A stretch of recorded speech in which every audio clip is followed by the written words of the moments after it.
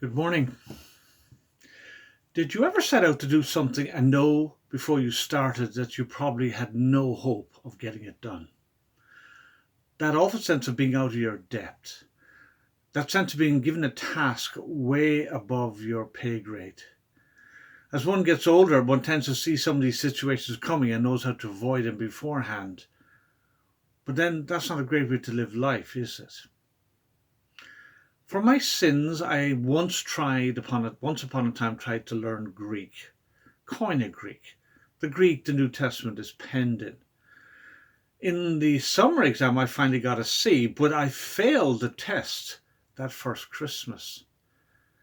My teacher, who will remain nameless and of whom I could easily still have nightmares over some 30 years later, prayed for us resit students that fateful January morning, and I'm sure it was a Monday and I'm sure it was raining. So miserable when I think about it, how I feel.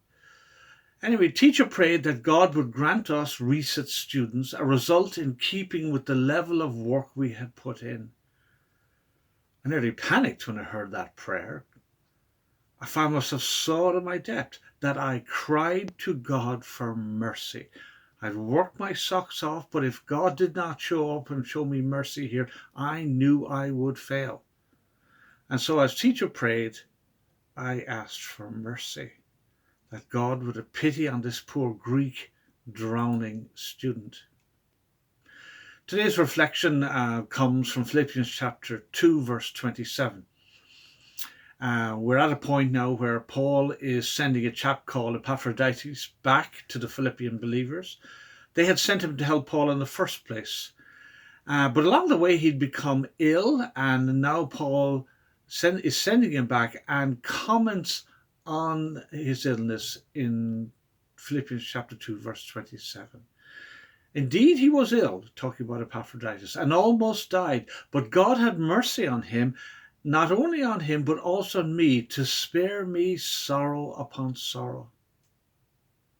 Epaphroditus had been sick to the point of death, yet Paul stated that God's mercy had come in the form of healing.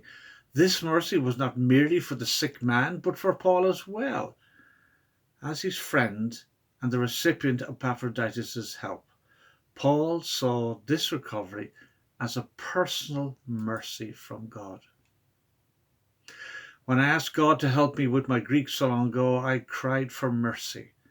When I asked today for God to make someone better, I asked for the same mercy.